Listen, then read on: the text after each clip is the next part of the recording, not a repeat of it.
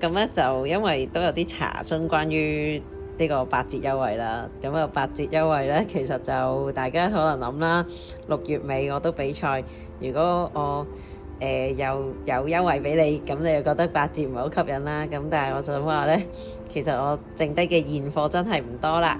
咁咧你而家見到嘅彩色花生啦，咁就已經賣晒啦，一晚之間賣晒。因為呢個係男女都會覺得個尺寸咧好正嘅，係啦。咁亦都可以俾啲跑友碌腳啦。咁亦都非常之到位啊，係啦。所以呢個都係我去海外比賽咧成日都帶嘅一個款。不過咁一日就有學生問啦，咁我細壯嗰個款其實好似喺嗰個 catalog 度係冇即係影，即係冇一個相，因為嗰時呢個咧佢嗰個用後嘅客戶嘅調查啦，因為我嗰陣時 design 咗之後咧，咁就當然就揾咗啲學生做白老鼠去試啦。咁啲 feedback 就又唔係話麻麻，即係有啲又話好正，有啲又話即係唔係咁佢所願嘅感覺啦。咁呢啲好直覺感覺噶嘛。咁你話呢一個咧同我哋以前嗰個花生咧嘅分別咧，咁我擺咗啲3個出嚟先。普通版啦，咁就係最上嗰個啦。咁然後咧加強版係呢個最下嗰個。咁但係其實大家大細一樣。咁你咧發現咧個哚位咧最高嗰個位咧係會有啲唔同嘅。咁如果你擺喺個背脊度嘅時候咧，即係話呢個咧就會窄啲啦，係啦。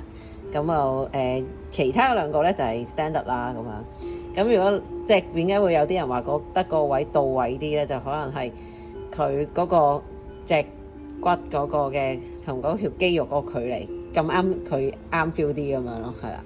咁硬度呢個唔係話即係硬得超緊要嘅，咁不過係比起呢個硬啲。呢兩個係一樣咁硬，咁但係呢個賣晒，呢個賣晒。呢個真係冇貨。呢個仲有一個一模一樣嘅，不過係即係全新啦。當然呢個係我哋啲喺鋪嘅一啲 sample 嚟。咁啊，當年啲學生去任用啦，係啊，所以做我學生好幸福。係你快啲做我學生啦！聽到呢條片之後，咁好啦，咁咧花生就講完啦，就到啲波啦。咁啲按摩球咧，咁其實就大家都係可能喺唔同嘅活動啊，咁樣都有機會有啲贈品都係呢個按摩球啦。咁但係硬度咧，就呢啲又係好個人化嘅。咁我想介紹下呢個比較大啲嘅啦，係啦，呢度3個大啲嘅咧就10 cm 嘅。咁其實可能坊間多數都係用我呢一個近乎都即係已經買到爛嘅8 cm 啦。咁同埋呢個絕咗版嘅6 cm， 係呢個又係好多學生想問我可唔可以 recall 翻咧，但係又係有故事，我同間廠咧嗌交咁啫，係即係整嘢都整到去。即係我有一啲堅持啦，咁樣呢個如果再講就要開 live 嘅。咁即係其實呢個品牌我哋建立咗都有啲好強烈嘅自主性，唔係即係你又諗住話我係咪喺某個網站可以揾到咧？係啊，即係有啲唔同㗎，係啊。不過你哋睇表面係睇唔到嘅，仲唔同咯。學生就知啦，係啊，因為呢個係腍少少咧，佢本身個廠商話做個嗰個硬度測試咧。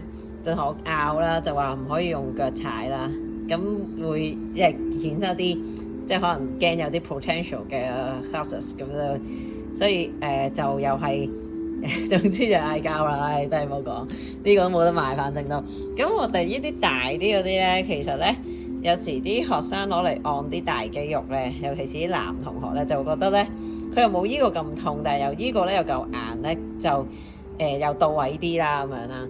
咁其實可能好多人都問啦，即係點解我咁堅持用按摩工具？咁買支按摩槍咪搞掂咯咁樣。咁首先按摩槍咧就有一樣嘢，就係咧佢係鋰電嘅。咁差個鋰電其實當然有壽命啦。你話喂幾時得支槍壞咗嗰嚿鋰電都未壞啦，可能咁樣。咁其實我想話咧，壞電先過壞支槍嘅，好多時都你唔知點樣跌咗支槍咧就壞㗎啦。咁所以再加埋你鋰電池，如果你帶去海外咧，你好扎實嘅，一定要 hand carry。咁你 hand carry 得幾多嘢咧？咁你就會發現咧，你唔使叉電嘅嘢咧，其實真係要好好咁珍惜，係啦，一來環保啦。咁開始講到呢度啲迷你滾筒啦。咁迷你滾筒其實咧，我哋有3隻款啦。